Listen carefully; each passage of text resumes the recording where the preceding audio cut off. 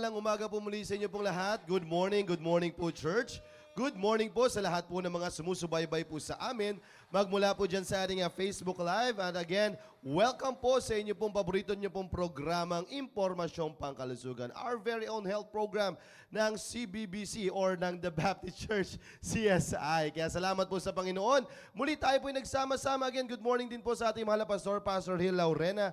And also po sa lahat po ng mga live viewers na nagsusubaybay po sa amin. Stay tuned and maganda po yung ating pag-uusapan ngayong umaga pong ito. Let's all be excited and be a blessing to our loved ones and also to our friends and brethren na pwede nyo pong pasahan ng link po na ito. Again, good morning po sa inyo pong lahat. Di ko napapatagalin pa at we-welcome ko na po ang aking pinakamagandang host for this morning. Walang iba kundi si Doc Julie Castro. Good morning, Doc Julie. Good morning, Sir Conrad. At Yes. siyempre, good morning sa lahat.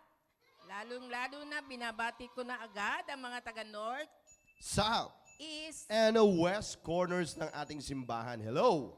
Hello po kayong lahat dyan. At siyempre, ang mga nagwagwapo ang mga area leaders. Yan. Oo, Totoo at, naman. siyempre, ang mga nagwagwapuhan at nagagandahang mga area members. Yes. Oo. Hello sa lahat po ng mga area Hello, members, oo, hello North, kayo. South, East, West. At siyempre, ang mga faithful viewers natin sa FB Live. Amen. Hello At, po. Wala lang tayong Google Meet. Opo. Kung meron man, Oo. Parang yung iba nakikita ko rin personally. yon, oo. Sa bagay nakikita ko naman every Sunday. Yan. Ewan ko lang ang Jeffrey Onsat. Yan. Merong yan eh. May panalong 100 peso load. Hindi Yun, oh. kinukuha.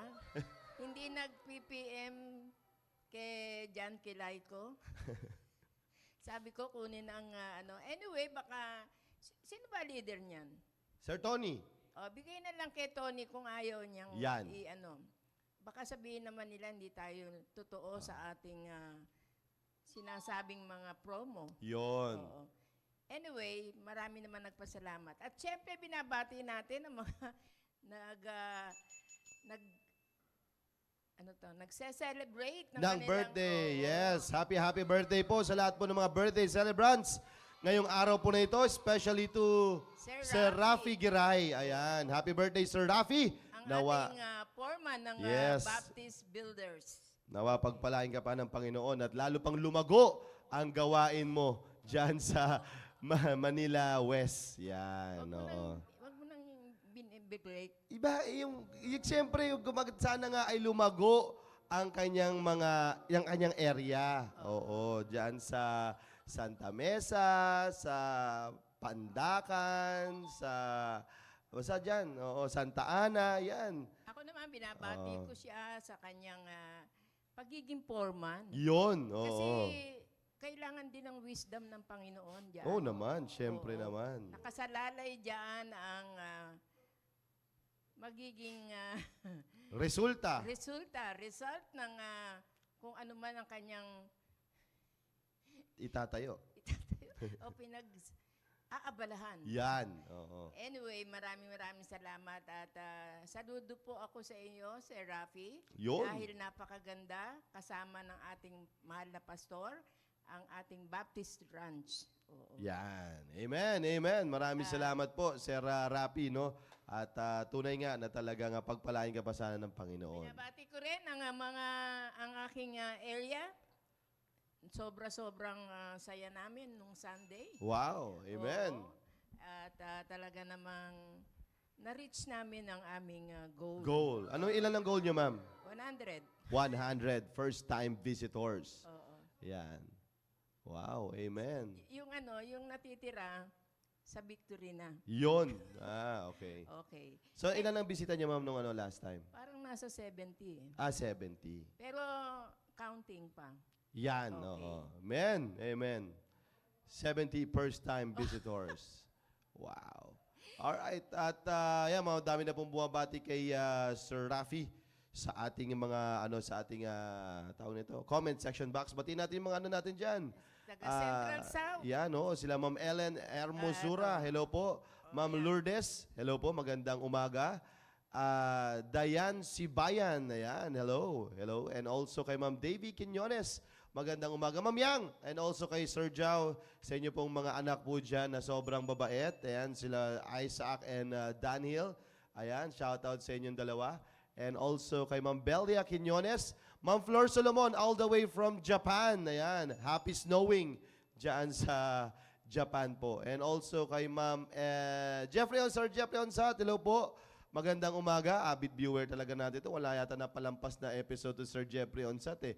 Ma'am Gemma Krampatanta and also kay Sir Ramon Escalada. Ayan, hello. And Sir Randy Dingding. Ayan, kung nasan ka man ngayon, Sir Randy, ka nandiyan ka ba sa kitchen area? Hello. And also kay Daryl Azarcon. Ayan, hello po. Hello po, magandang umaga. Ma'am Maylene Cosare at sa mga nandiyan sa Fresco Cart Marketplace. Hello po sa inyo pong lahat. At kay Ma'am Mary Gonzaga, Ma'am Helen Kapundan. Ayan, at patuloy po namin inaabangan ang inyo pong itlog na maalat na napakasarap. Ayan, hello po Ma'am Helen. Ma'am Genevieve Gaa, magandang umaga Ma'am Genevieve. And also kay Ma'am Cecil Ampig. Ayan, good morning. And also kay Ma'am Blesime Jeronimo. At kay... Yun, yan. So far, ay yun lang naman ngayon sa mga nanonood sa atin. Good morning po sa inyong lahat. Morning po sa inyong lahat. Yan, isang buwan pa po na snow dito, sir. Wow. Yan, talaga naman. Baunan mo kami, ma'am. Baunan Gusto mo ko rin kami. batiin ang nagbigay ng verse of the day. Amen. Verse ba o doctrine? Doctrine. Verse ba yun, yung doctrine? Doctrine yata. Doctrine of... Verse yan, baka verse yan, ma'am. Baka verse of the day. Or, yeah. Okay. Hello po, hello Sir po. Marvin Fernandez. Yan. Amen, amen, sir. At happy viewing and Doctrine also... of sin. Yun. Wow, amen. Ay, kasi kagabi nga pala sa baka. Oo. Doctrine and a minute. Yan. Hello po. Okay. Hello po sa inyo pong lahat. Alright, sige po. At tuloy-tuloy na po tayo para at least ay marami po tayong mapag-usapan na maganda dito po sa ating programa. Mag-imbita na po kayo dahil napakaganda po ng talakayin ngayon. Opo. Nag-iisang. Oo.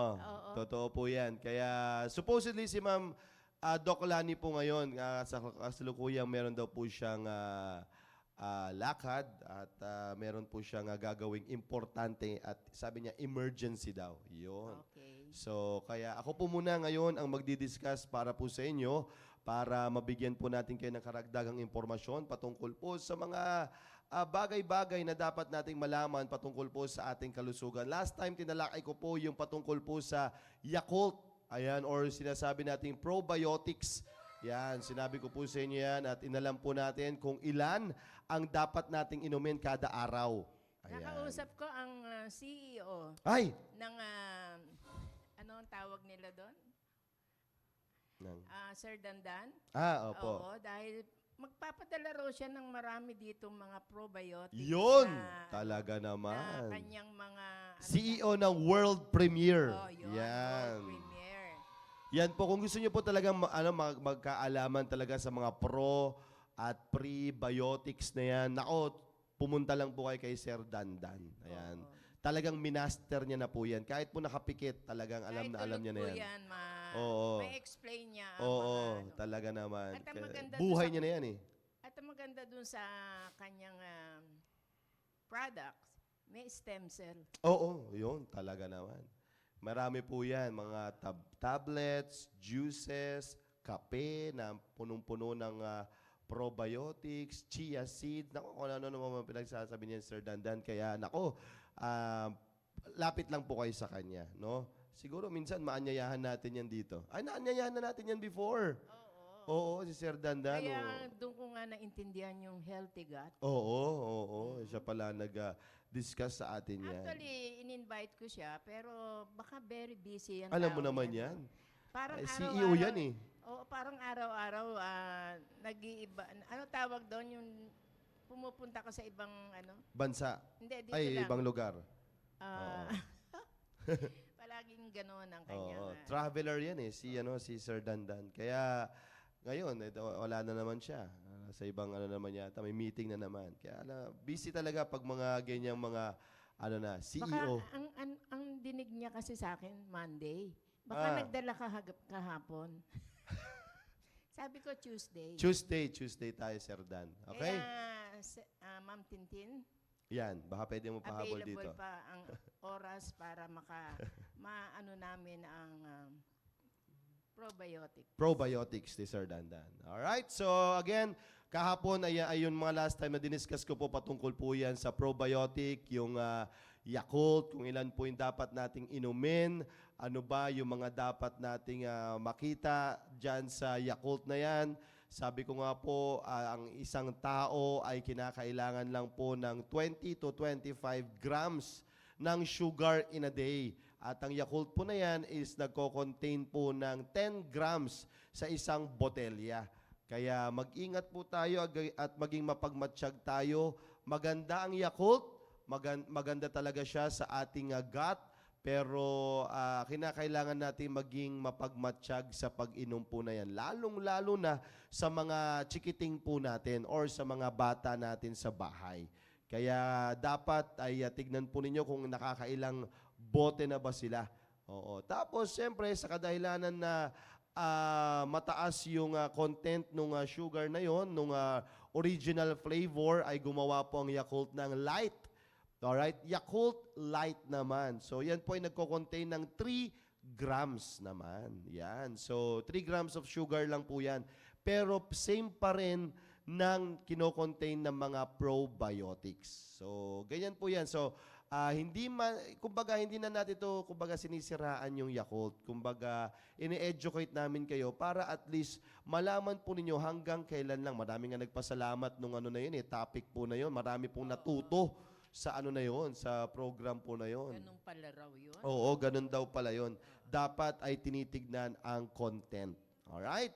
So ngayon naman mga kapatid, ang aking i-discuss tulad ng aking napangako sa inyo last time ay patungkol naman po sa antibiotics. Alright? Or antibiotics. Yan po ang ating pag-uusapan. Understanding antibiotics. Ano ba ang meron sa antibiotic? Or ano ba yung mga dapat nating bantayan pagdating sa antibiotic po na yan? Or paano ba yan ini-intake? At ano ba ang magiging epekto kapag hindi natin naayos ang pag-inom ng antibiotic? Kaya yan po yung ating pag-uusapan ngayong umaga pong ito. Kasi it is very important mga kapatid na maintindihan natin para saan ba itong mga ito. At paano kapag natigil or paano kapag hindi ko na ituloy-tuloy yung sinasabi ni Doc na 7 days. Yan. At bakit nga ba 7 days? Yun. At minsan naman, bakit naman pwede na mga 3 days? So may mga ganun kasi mga kapatid. So yan po yung mga sasagutin po natin at sa abot ng ating makakaya with this topic, sana maliwanagan kayo at hindi tayo iinom ng antibiotic ng pang-sarili lang natin. Okay? So, yan po ang ating pag-uusapan ngayong umaga pong ito. Kung meron man kayong mga, kung meron man kayong mga tanong, ilagay nyo lamang yan sa ating comment section box at sa abot ng ating makakaya ay sasagutin po namin yan para po sa inyo. Okay? Sige, simulan po natin. Ayan. So, simulan po muna natin, ano ba ang meron sa bakterya? Okay? Kasi ang antibiotic is antibacteria. Alright? So yan po yan. So ayan po ang mainly na pinupuksa ng isang antibiotic. So ang isang bacteria po are germs found inside and outside of our bodies. So ibig sabihin may mga bakterya sa loob ng ating pangangatawan at meron ding bakterya sa labas ng ating pangangatawan. Yan po yung mga nakakalat, nahahawakan po natin. So yan po yan. And most of the germs, alright, most of germs are harmless. Okay? Hindi lahat ng germs ay anong tawag nito? Ay nakamamatay or nakakapuksa or nakakasagabal sa ating pangangatawan. Alright? So, yan po yan. Kaya nga, meron din ako, alam niyo po ba, Doc Julie, ito yan meron din naman ako nakitang aral na patungkol naman doon sa tinatawag nilang mga mouthwash. Okay? Meron po ako nakitang study doon sa isang mouthwash. Ayon sa siyensya, na dapat daw ay hindi tayo talaga gumagamit ng mouthwash. Ganun ba? Opo. Bakit kaya? Sabi po kasi nila, nakalagay kasi dun sa mouthwash, it kills 99.9% of bacteria. Sabi po nila, ayon sa siyensya, pag ganun daw ang sinasabi ng mouthwash po na yon, ibig sabihin daw nun, prone tayo sa sakit. Bakit? Pinapatay niya yung nagpoprotekta din sa ating bibig na good bacteria.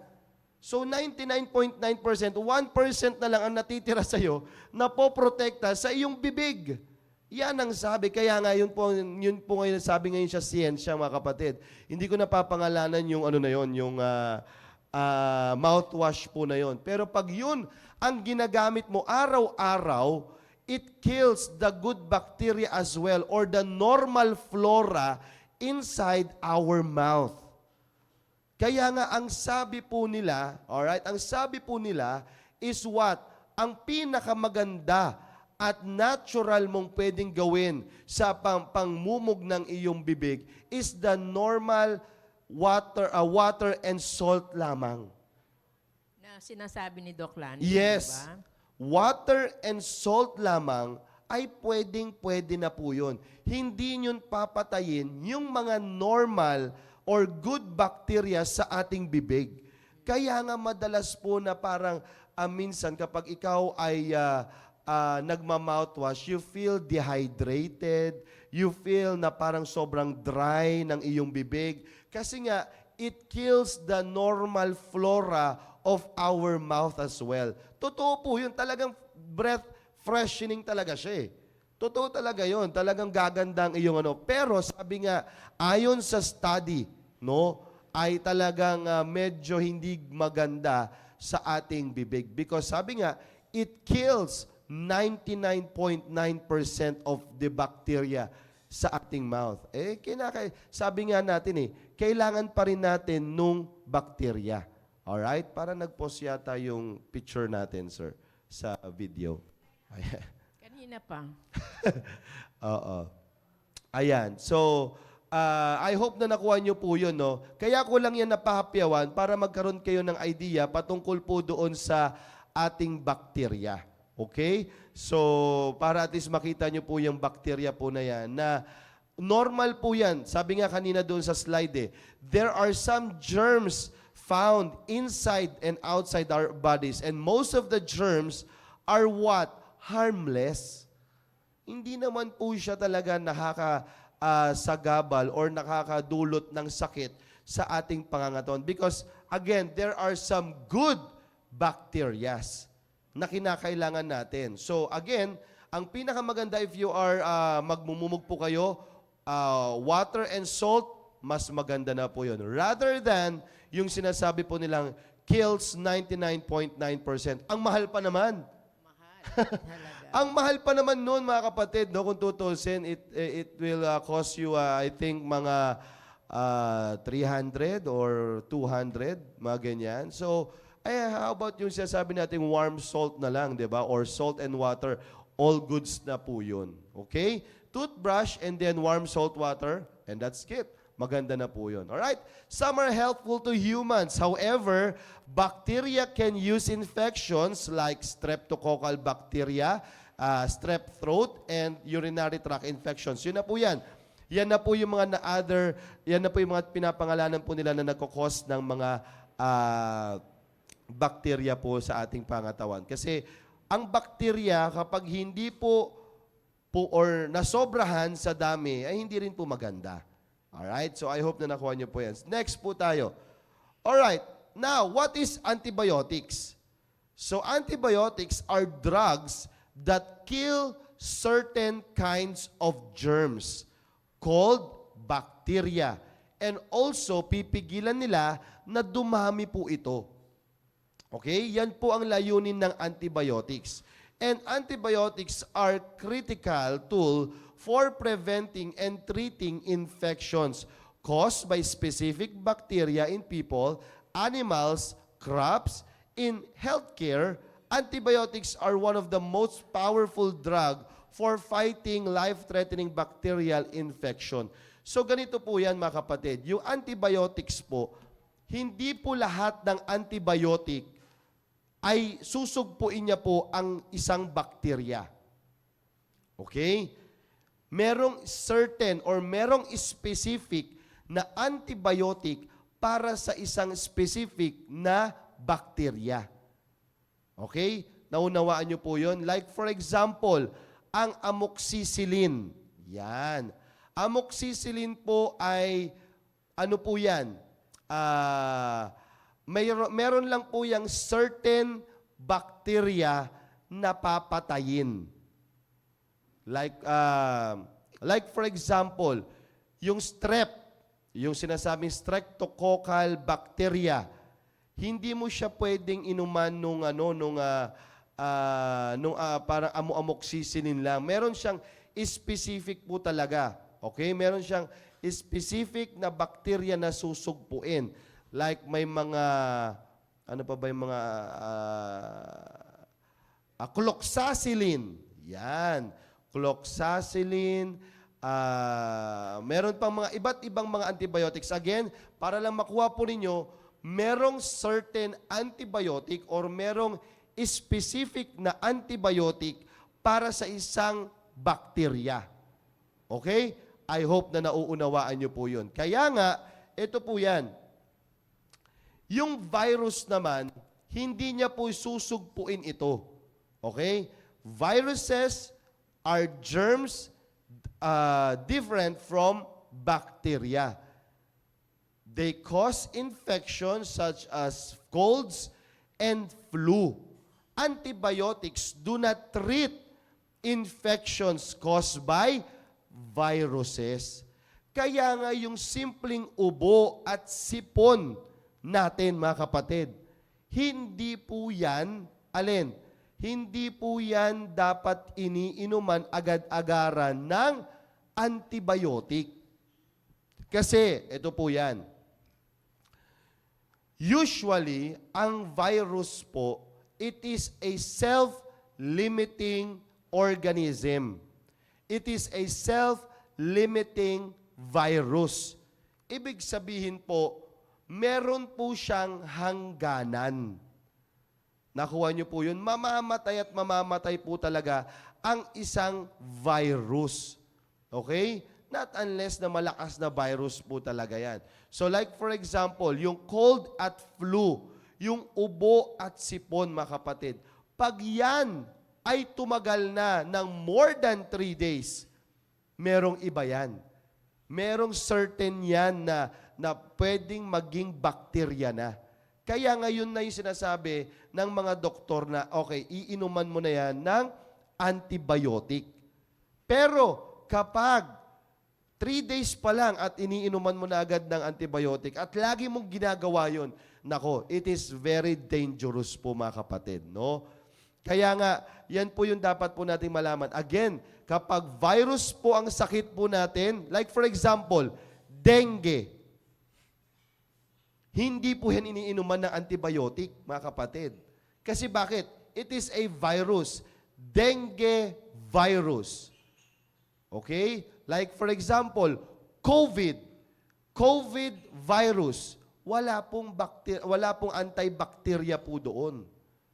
Nakuha niyo po? Wala pong iniinom na antibacterial po doon. Anong ginagawa pag merong dengue? Anong sinusugpo? Anong binibigay? Symptomatic approach. Ibig sabihin, kapag may lagnat, bigyan ng paracetamol. Kapag merong nananakit ng pangatawan, bibigyan ng certain drug sa pananakit ng pangatawan. Hindi walang binibigay na antibiotic. Alright? So I hope nakuha niyo po yan kasi hindi pwedeng ibigay ang antibacterial sa merong virus infection. Okay? So I hope na nagkakaintindihan po tayo dyan, mga kapatid. So, may sinasabi dito si Roberto Villarin. Shoutout po. Baka si Ma'am Sharon po ito. Gamit niya po yung kanyang sa asawang account. Ako po, sir, sa umaga, maligamgam at salt, saka po ako nag-toothbrush. Tama po ba iyon? Yan ang ginagawa ko tuwing mag-toothbrush po ko. Yan, tama po yan, ma'am. Mas mainam po yan. Kasi ayon nga sa siyensya, sabi ko po kanina, is yung sinasabi po nilang mouthwash na nagkikil ng 99.9% is hindi daw po yun maganda sa ating bibig. Ayon po yun sa siyensya. No? Alright, so again, I hope naniwanagan po tayo dyan. Now, ano naman na ngayon yung sinasabi nilang unnecessary or antibiotic use. Okay? Unnecessary antibiotic use happens when a person takes the antibiotic they don't need. Unnecessary po yun. Like for example, yung sinasabi ko po kanina, cold and flu lang, nag-antibiotic na agad. Alright? Lalong-lalo na without prescription ng doktor. Tatandaan nyo po lagi, mga kapatid, na ang antibiotic ay kinakailangan ay ano po yan? Prescribed by a doctor. Hindi po kayo makakabili niyan sa butika nang hindi po pine-prescribe ng inyo pong doktor. Not unless nabibili kayo sa sari-sari store. Kasi usually sa sari-sari store, meron na po yan eh. Meron talagang binibenta po niyan. Kaya nga, ine-educate po namin kayo, mga kapatid. Because, kapag nagkaroon po kayo, anyway, mamaya matatalakay po natin yan. Again yung unnecessary, ay ibig sabihin, unnecessary, ay tinitake mo yung antibiotic nang hindi naman kailangan ng iyong katawan. Okay? I hope nakuha nyo po yun. Sabi nga dito, it also, when a person takes the antibiotic for infections that are sometimes caused by bacteria. Yun, di ba? Nakuha nyo po yun?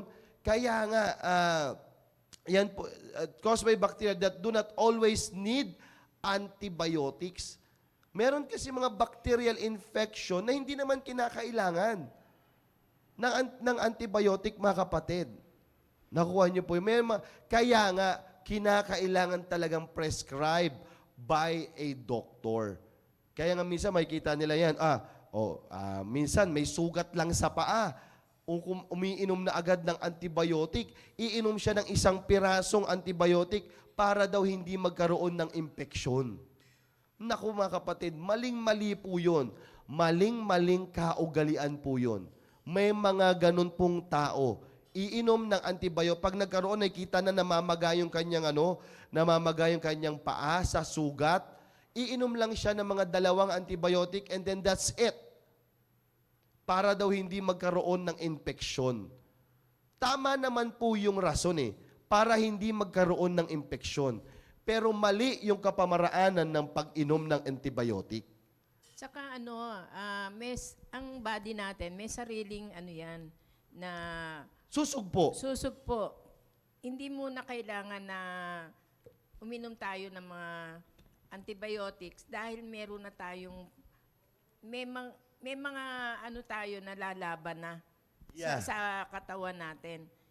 Yung mga WBC, di ba? Opo, totoo po yan. Kaya nga, ang isang sugat, pag nagkaroon ka ng sugat, mamamaga siya. Magi-inflame. Normal po yun. Normal po yun na mamamaga. Kasi normal na reaction ng katawan natin yun. Nakukuha nyo po yun, na mamamaga siya at Ang gagawin natin, linisin muna. lilinisin talaga ng maigi. Yun nga yung dapat nating gawin, Doc Julie. At the same time, lalagyan natin ng antiseptic. Yan. Kaya Hindi nga, po antibiotics. opo, minsan ang gagawin pa nila, bubudburan nila ng antibiotic. Kasi mga, na yan, ma'am, yung mga dating, na ginagawa ng mga matatanda before, na ang gagawin, bubuksan yung kapsula, tapos ibubudbud doon sa sugat, yun ang ginagawa madalas, no? At hindi na po tayo ang pinakamaganda mga kapatid, pag meron po kayong sugat, no? Unang-una nyo pong gagawin, wash with a running water. Yaan ang pinakamaganda. Nasugatan po kayo or saan man nadapa na wash it with a running water. Yaan po ang pinaka first aid na gagawin po ninyo. Okay? And then, wag nyo pong lalagyan at wag nyo pong didikitan at i-sprayan ng alcohol ang sugat. Because alcohol ay nakaka-dry po siya at lalong nakaka-irritate nung sugat. Okay? Kaya nga po, tinanggal na po yung tinanggal na po ngayon yung lagi nating ginagawa na yung hydrogen peroxide, yung agwaksinada. Yung ginagawa, pag may sugat, bubudburan agad ng agwaksinada. Hindi na po yun. Hindi na po yun ginagawa ngayon. Alright? Ang pinaka-ginagawa ngayon, actually, meron na mga wound cleanser. Ayan, meron na po yung mga ganyan, ini-spray po nila. Pero again, ang pinaka-gagawin, pag may sugat, wash it with a running water. Alright? After washing it with a running water, ang pinaka-antiseptic na pwede nyo pong ilagay is what? Betadine. Yung iodine povidone, no? Yan po ang pwede nyo pong ilagay. Yung betadine, yan po ang ilalagay po ninyo sa inyo pong sugat. At kung pwede, as much as possible, wag pong tatakpan. As much as possible. Alright? Pero kapag lalabas, mas maiging takpan para hindi pasukan ng germs or mga bacteria na pwedeng pumasok. So I hope na ikakaintindihan po tayo yan. Pinahapyawan ko lang yan kasi marami ako nakikita mga hindi again, ganun ang gagawin. Pag may sugat, pag may hiwa, kahit anong sugat pa yan mga kapatid, alright, wash it with a running water. Clean running water. Okay? Baka naman kasi, may running water. Tignan nyo naman po kung malinis. Running water, yung maayos. O kung meron kayong botelyang tubig, mas maganda. Yun ang ianod po ninyo. Okay? So again, ito po yung misuse ng antibiotic. Kapag gumagamit ka ng antibiotic nang hindi naman kinakailangan ng iyong pangangatawan or hindi naman kinakailangan na antibiotic agad. Yan ang sinasabing antibiotics or unnecessary use of antibiotics. Now, what is misuse naman? Pag sinabi mo namang misuse of antibiotics, it happens when a person takes the wrong antibiotic. Alright? The wrong dose of antibiotic or an antibiotic for a wrong length of time. Yan naman ang mali naman. Misuse naman ito ang tawag natin dito. Gumamit ka ng isang antibiotic like for example, pneumonia. Meron kang pneumonia. Hindi yan basta-basta madadali lang ng amoxicillin lang. Meron talagang specific na antibiotic para sa pneumonia. Okay? I hope na nakuha nyo po yun. Like for example, UTI. Merong isang specific talaga na antibiotic para dyan. So kapag umiinom ka ng at akala mo na nagagamot, minsan hindi pa rin gumagaling, yun yung sinasabing misuse of antibiotic. Kaya nga, hindi po dapat na ininom niya yun, ay yun na rin ang para sa'yo. Hindi po ganun yun, mga kapatid. No? Kaya nga, kinakailangan talagang magpakonsulta sa doktor bago magbigay ng antibiotic. Alright? I hope na nakuha niyo po yan, ha? Yan po yung misuse. Saka din papasok yung specific ng antibiotics. Kung siya ay sa respiratory, sa urinary, Yan. sa reproductive, Yun. sa digestive, Kaya alam ng doktor yan kung anong specific antibiotics doon sa specific na ano nyo na karamdaman. Yan. Yun. Alright? So again, yan ang misuse. Another one, eto na yung matinding pwedeng mangyari po sa inyo, mga kapatid. Yung antimicrobial resistance or minsan makikita po kayo AMR. AMR. Yan po makikita po yun. Or antimicrobial resistant. Ito po yung matindi or sad na kalagayan po ninyo na pwede nyo pong puntahan kapag pinractice ninyo yung misuse, pag pinractice niyo yung unnecessary use, ito po ang kakahinatnan po ninyo, antimicrobial resistant. Anong ibig sabihin nun? It happens when germs like bacteria and fungi develop the ability to defeat the drugs designed to kill them. Ay, grabe na to. Akalain mo po yun? May utak din yan, mga kapatid. Oh, ano nangyari? Meron na silang abilidad para sugpuin yung certain, yung pinasok na antibacterial sa iyong pangangatawan. Nakita niyo po yun? Drug, kumbaga, resistant na siya. Pinahina mo na, pinapahina mo dahil umiinom ka ng antibiotics, lalo mo pa siyang pinalakas. Oh. At hindi na siya lalaban doon sa talagang ginagamot. Yan. Yung, Kumbaga, nawala na yung silbi niya na antibacterial. Hindi na siya antibacterial. Bakit? Because you are resistant na. Pag sinabi mong resistant, hindi na siya epektibo. O, ganun na lang. Hindi na siya epektibo para doon. Ayan yan, nakikita yun. That means the germs will continue to grow and grow. Bakit? Hindi na nga siya epektibo eh. Drug resistant ka na. Kaya nga, resistance to even one antibiotic can mean serious problem. Antimicrobial resistance can affect any person at any stage of life. Yan po ang tatandaan po ninyo. Wala pong pinipiling edad ang antimicrobial resistant. Like for example, ganito po mga kapatid. Kaya nga, pag meron kang misuse at meron kang nagagamit mo yung sabi ko kanina, unnecessary use. Pag pinapractice mo tong dalawang ito, meron kang tendency na magkaroon ka ng antimicrobial resistant. Alright? So yan po yan ha. Again, wala pong pinipiling edad ito. Sir, paano po ito? Best example po nito is kapag meron ka yung sakit na tuberculosis. Alright?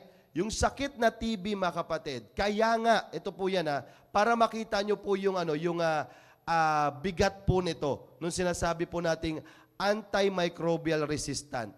Ang TB po, ang tanging antibacterial lamang po dyan is rifampicin and isoniazid. Yan po yung mga kilalang antibacterial po na yan. Rifampicin at isoniazid. Now, nagkaroon ka ng misuse at nagkaroon ka ng unnecessary use doon sa rifampicin at isoniazid na yon.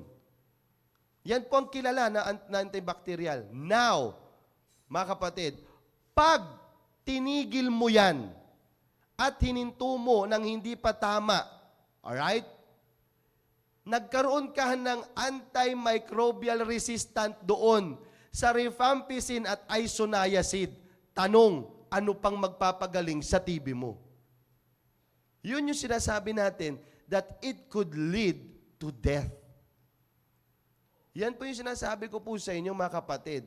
Kaya nga, Pag nagkaroon ka ng resistant doon sa drug na yon, pag drug resistant ka na doon at ayaw na, binibigyan ka na, still ganun pa rin, lalo pang lumalala, ano pang maggagamot doon sa TB?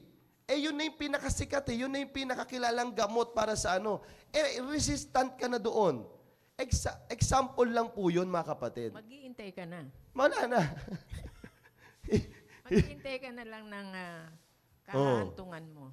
So yun po yun, na-imagine nyo po yun, mga kapatid. Yun lang eh. Yun na yung pinakagamot doon. Oh, how much more? Ito na lang yan.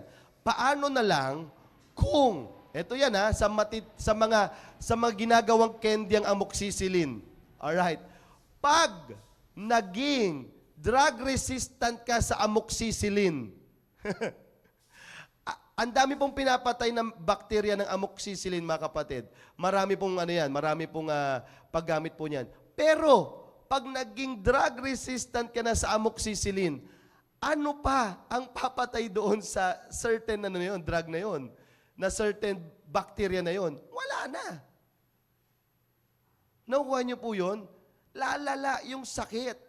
Lalala, mas matitindi yung karamdaman. Kaya nga ito po yan, meron ako na isang, I just want to share with you, no? Meron lang ako isang nabasang article patungkol po dito. Kaya nga naibigay ko po sa inyo itong topic po na ito. Sa kadahilanan, merong isang tao na kapag siya ay, meron siyang karamdaman, na-i-record niya po ito Meron siyang karamdaman at pag meron siyang nararamdaman na ubo at sipon, uminom lang siya ng certain na antibiotic. Alright? Inom na siya. Tapos kapag okay na ang pakiramdam niya, ititigil niya na. And then, mangyayari ulit yon, inom ulit siya ng certain antibiotic na hindi nireseta ng kanyang doktor at titigil ulit niya. Alright? Meron na naman ulit na nangyari ulit sa kanya na nakaramdaman, iinom ulit siya ng antibiotic nang hindi na naman nireseta ng doktor at ititigil na naman niya nang hindi nakukumpleto yung certain na araw na dapat na antibiotic. Alright? Ngayon, dumating sa punto ng kanyang buhay na grabe na yung nararamdaman niyang ubo. Na-diagnose siya ng pneumonia. Alright? Na-diagnose siya ng pneumonia. Ngayon, itong si doktor, binigyan siya ngayon ng specific na antibiotic for pneumonia. Alright? Binigyan siya. Inumin mo to, ganyan-ganyan. Alright. Ngayon, for 3 days niya nang iniinom, no changes. 3 days niya nang iniinom yung antibiotic. Alright? Pero hindi, reseta na po ito ng doktor pero walang nangyayaring pagbabago. Nagtataka ngayon yung doktor, bakit ganun? Hirap pa rin siyang huminga. At nilalagnat pa rin siya. At mas parang nagiging worse pa yung situation. Anong ginawa? Kinulture yung bakterya. Alright? Pag sinabing kinulture, kinuha yung bakterya doon sa plema at pinatagal at tinignan kung anong meron talagang bakterya meron siya. At nilagay din doon kung anong mga antibiotic na pwedeng sumugpo nung bakterya niya. At alam niyo po ba, mga kapatid, dahil sa misuse at dahil sa unnecessary use, yung taong yun, totoong nangyari po ito yung tao pong yun, resistant po siya for 20 antibiotics. 20 antibiotic, drug resistant na po siya. Ngayon, sabi ng doktor, ano nang ibibigay natin dito? Ano nang gagawin natin dito sa patient na ito? Ano pang ibibigay natin? Because of misuse, because of unnecessary use, naging drug resistant siya for 20 antibiotic. Imagine niyo po yun. 20 antibiotic, drug resistant ka. Wala nang maibibigay sa kanya, mga kapatid. Kaya nga anong ginawa? Siyempre, sa biyaya ng sa mga ng siyensya talaga, meron pa rin naman. May magagawa, pero hindi na nga lang ganun na dapat for 7 days lang naging grabe na. Naunawaan niyo po yun? Na-hospital na siya, na-confine na siya, pinadaan na sa suwero yung antibiotic niya because matindi na po yung nangyayari sa kanya. At napamahal na yun, siyempre. Yun na nga yun, Naging ma'am, eh. pricey na yung mga antibiotics, mga ilang generation na yun. Yeah. Nakikita niyo po yun, yung gusto mong makatipid sa kadahilanan na ito lang nga, kasi nga sabi niya, bakit pa ako magpapa-check up? Pwede naman ito, gumagaan naman yung pakiramdam ko. Sayang naman yung 500 for consultation fee. Kasi nga naman, pag yung consultation fee ko na yon, ipambibili ko na lang ng gamot. Yung 500 na yon. Magkano lang naman yung antibiotic sa butika or sa tindahan? Sabihin natin 15 pesos. Talagang yun ang pipiliin ko. Nakikita niyo po ba yon? Pero, anong kinahinatnan niya? Na hospital lang din siya. Kung nag-500 siya at niresitahan siya ng tama, magkano lang gagastusin niya? Tableta lang yun, mga kapatid. Nakuha niyo po ba yun? Pero pag tayo po ay humantong, tayo ay nagkaroon ng drug-resistant, kapatid, kawawa ang ating katawan. Like, for example nga, example ko kanina, yung sakit na TB Isoniazid and rifampicin. At meron pang isa yan eh. Nakalimutan ko na yung isa eh. Ethambutol. Yung tatlong yan, pag yan naging drug-resistant ka na dyan, ano pang ibibigay sa'yo? Ayun yung sinasabi ko. Wala na. Drug-resistant ka na nga eh. Kaya nga, anong laging payo kapag meron kang anong sasabi doon? Pag meron kang, umiinom ka ng gamot para sa TB, inumin mo to ng tama at ayon sa nararapat na oras. Di ba? Hindi mo Wala kang papalampasin, wala kang papalaktawin. Pag nalaktawan mo ng isang araw, ulit ka na naman. Yan. Parang ganon. Ganyan po katindi kasi ang antibiotic. Ito po yan. Ito para at least makita nyo po maigi. Pag sinabing 7 days, inumin nyo po ng 7 days. Pag sinabi po na every 8 hours, inumin nyo po ng every 8 hours.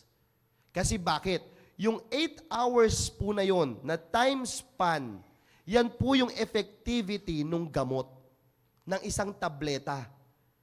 Pag nalampasan po yan, na naging after 12 hours ka na, hindi na ganun ka-effective yun. Nakukuha nyo po? Alright? So, kapag sinabing 8 hours, every 8 hours, inumin mo yan ng every 8 hours. Kasi merong rason yung doktor, merong tinatawag na, basta may tawag po, nakalimutan ko na yung term dyan eh. Yung effectivity ng gamot. Alright? So, meron po yan. So, kailangan po yun talaga. Kaya nga, pag sinabi mong twice a day or every 12 hours, 7 a.m. at 7 p.m., inumin nyo po yun sa tamang oras. Kaya nga, pinag-aaralan din yung oras niyan, mga kapatid. Bakit? May mga antibiotic na kinakailangan may laman ng tiyan. Kaya nga minsan, 8 o'clock, dapat naka-breakfast ka na noon. Tapos minsan, papatak ulit ng may laman dapat ang tiyan. May mga oras po yan na inaaral po ng mga doktor. Kaya nga, pag sinabing 7 days, 7 days. Huwag mong ititigil ng 3 days at saka iinuman mo ulit ng pang 5th day. Hindi pwede yon. Kinakailangan 7 days. Saka wag natin maging rason yung lumagpas ako sa oras, nakatulugan ko. Dapat hindi ganon. Yeah, hindi po pwede yon. Talagang kailangan magsakripisyo tayo na kung sinabing 8 hours, 8 hours talaga. Yeah. Natutulog na ako eh. Mag-a-alarm ka talaga. Oo, o magpapagising ka sa Yeah. kasama mo para tuloy-tuloy talaga yon. Yan. Kasi pag hindi mo na tuloy-tuloy po yan, no? Pag hindi mo na tuloy-tuloy yan, babagsak ka doon sa misuse. Okay? Babagsak ka doon sa misuse of antibiotic. Pag hindi mo na kompleto yung 7 days, bagsak mo nun misuse. Bakit? Uulit ka ulit. Pag umulit ka ulit ng certain antibiotic na yon, marirecognize ulit yun ng katawan mo. Masasanay. imbis na masusugpo na siya, ganito po yan. Mahirap kasi gusto ko ma-picture out po ninyo para may drawing sana Like for example, okay, may certain antibiotic, may bacteria, alright, at certain antibiotic. Okay. Ngayon, iniinom mo na ngayon siya ng 3 days. Si bacteria, ganito siya kalaki. Pero for 3 days, lumiliit na siya. Lumiliit na yung bacteria, lumiliit na. Ngayon, tinigil mo. Tinigil mo ngayon yung ay, sir, pwede yung, ako na lang muna, ako lang yung nakikita. Yung kami lang ni Doc Julie. Yung camera, para Yan. Okay. Alright. Yung antibiotic, ganito kalaki yung bacteria. Alright? For 3 days, ininom mo siya. Lumiit. Naging ganito na lang yung bacteria. Nagre-react na. Oo, nagre-react na. Kasi gumano ka tinigil mo ngayon. Kasi parang okay na, hindi ka na nilalagnat. Dito nilalagnat ka, ganyan kalaki. Lagnat. Ngayon, nung hindi ka na nilalagnat, 3 days, umiinom ka na, ganyan na kasi siya kaliit Wala na, hindi na, okay na. Tinigil mo ngayon. Alright? Tinigil mo ngayon yung antibiotic mo. Alright. After that, nag-grow ulit siya. Tinigil mo Hindi mo, 3 days lang. Lumaki ulit yung bacteria. Lumaki ulit siya. Alright. Nilagnat ka ulit. Balik ka ngayon ulit kay doktor. Or, ang ginawa mo, hindi ka na bumalik. Ang ginawa mo, ininom mo lang ulit yung antibiotic. Alright? Tinuloy mo. Ang galing mo Ang galing mo Ang galing mo Tinuloy mo. Alright? Okay. Lumiit ulit. Lumiit. Alright. Lumiit ulit siya. Ngayon, tinigil mo ulit. Magaling ka talaga Tinigil mo ulit. Lumaki. Lumaki ulit. Ay, lumaki ulit. Nagkaroon ka na naman ng sakit. Ngayon, eto na ngayon yung sinasabi kong antimicrobial resistant. Ininom mo, na-recognize niya na ngayon. Oops, kaya na kita. Hindi mo na ako kayang hindi mo na ako kayang sugpuin. Kaya na kita. Ngayon, ininom mo for 3 days, malaki pa rin. Nakukuha ninyo? Kasi nga, kaya niya na Recognize niya na. Kaya niya nang labanan yung antibiotic. So, hindi ngayon siya lumiliit. Palaki ng palaki ngayon yung bacteria. At dadami pa. Dadami pa yun. Naunawaan ninyo? Yun yung sinasabi nating antimicrobial resistant na. Kasi nga recognize niya na Uy, pumasok nga ulit yung bacteria or yung antibiotic. Hindi mo na ako pwedeng lokohin, hindi mo na ako pwedeng paliitin, hindi mo na ako pwedeng yayiriin kasi malakas na ako. Masusugpuin na kita, malaki na yung ko. Pinakain mo ng pinakain na recognize niya na. Ngayon, ayun. Salamat na lang talaga, Sir John Kilayko. Nakikita niyo po yan, yung mga antibiotics na yan. Naging resistant na siya. Akalain mo yun, mga kapatid? Kaya nga, yan po yung nakakatakot na pwedeng mangyari po sa atin. Kaya wag niyo pong babaliwalain yan. Wag niyo pong aanihin yung yung drug resistant na yan. Very dangerous. Dangerous po talaga ang Nang hinayang ka doon sa isang antibiotics. Oo. Pero susunod nun, 24. 20 antibiotic na. 20 antibiotics na hindi na siya... Susugpo sa'yo. Akalain mo. Tatawanan ka na lang ng bakterya. Tatawanan ka na lang talaga. Lalo ng lalaki. At lalaki talaga. So, nakikita nyo po yun. Kaya nga, very very important talaga na kapag sinabi ng doktor, sundin po ninyo. Sundin po talaga ninyo.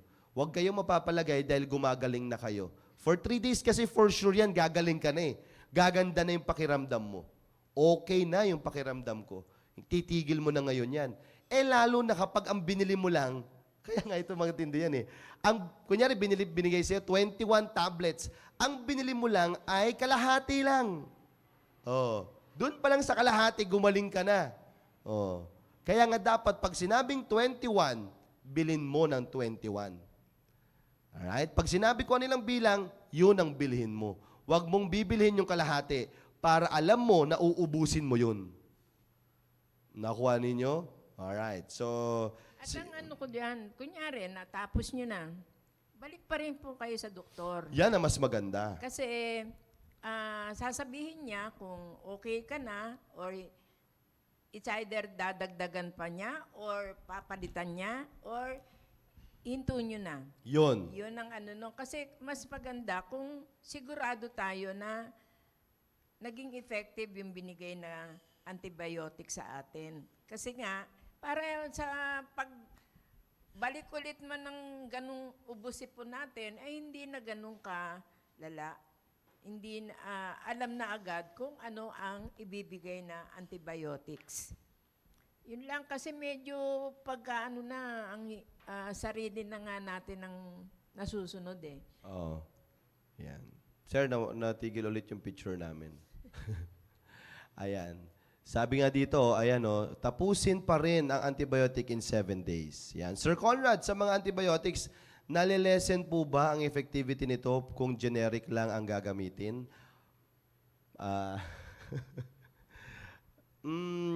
May Depende siguro sa binigay na generic, oo. May mga certain generic po naman kasi ma'am na trusted.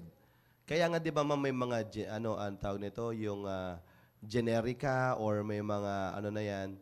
May mga generics po kasi na talagang okay na. Oh, may mga generic kasi ma'am na hindi pa talaga siya ganoon kakilala. Alright? Marami po 'yan pag pumunta po kayo sa sa Bambang. Yan, marami po mga generic brand. Alright? At pero may mga generic talaga na para ano na rin branded na okay siya, ma'am. Okay yung yung effectivity niya. Maganda rin yung effectivity niya, ma'am. Alright? Kaya lang naman kasi nagiging branded or sinabing branded, ibig sabihin talagang subok na. Maganda ang mga materials na ginamit po talaga dito. Kaya nga siya mahal. Pero in terms of effectivity, parehas lang din po yun, ma'am. Parehas lang po talaga. Oh, yun yung pagandahan po niyan. yung mga kilala. Opo. Kilala na Kilala. rin na Saka- generic. May mga kilalang generic po, ma'am. Pero in terms of tanong po ninyo, nalilesen po ba yung effectivity? Hindi po, parehas lang po. Parehas pa rin po siya na sinusog po niya po yan. Alright? Kaya nga minsan, ang ginagawa nila, kapag hindi umepekto sa generic, minsan, nag-switch sila into a branded one. Yan. So, may mga ganun po talaga, ma'am. No? Kasi nga, sikat na yun eh. Talagang subok na yun sa ganun klaseng bakterya. Alright? So, dito muna natin tatapusin. I hope na naging blessing po yung topic po natin para po sa inyo, mga kapatid. No? Maraming salamat po sa lahat po ng mga nasumubaybay. And I do believe that this topic is a blessing to you. No? Alright, Doc Julie, baka may gusto man sabihin sa mga live viewers natin. Oo, maraming salamat, Doc Doc Con. At hindi po, yun lang ang gusto rin namin iparating sa inyo na parang wag natin baliwalain. Lalong-lalo na yung pag-inom-inom natin ng mga antibiotics. Lalo na pag self-medication na tayo. Mahirap po kasi yung ang resistance, yung antimicrobial Yeah, antimicrobial. resistance, yun ang mahirap pag kasi nga, pag dumating na yung panahon na wala na, benting bibigay sa inyo ay hindi nagaganan. Paano pa yun? Pupunta na kayo doon sa napamahal-mahal na kayo na mga gamot na hindi na natin pwede natin pagsisihan na sana ininom ko na noon. Yan. Sumunod na ako noon. Kesa ngayon na wala nang mahanap na akmang antibiotics para sa iyo. Akalain mo yun, no? Oo, mahirap po yun. Huwag na tayong dumating doon sa ganung Tama. kalagayan. Kaya sunod na po tayo sa ating mga doktor at ganun din na huwag tayong mag-self-medicate. Ilan po, maraming salamat. Yan. Sabi po ni Ma'am dito, ni Ma'am Sharon Villarin, iyan sir ang ginagawa ng asawa ko. Umiinom ng antibiotic 3 days lang kasi gumagaling na after ilang araw bumabalik, iinom ulit, ganyan na ganyan ang ginagawa niya ngayon po. Narinig niya, sir, sabi niya, mali daw pala ang ginagawa niya, sir.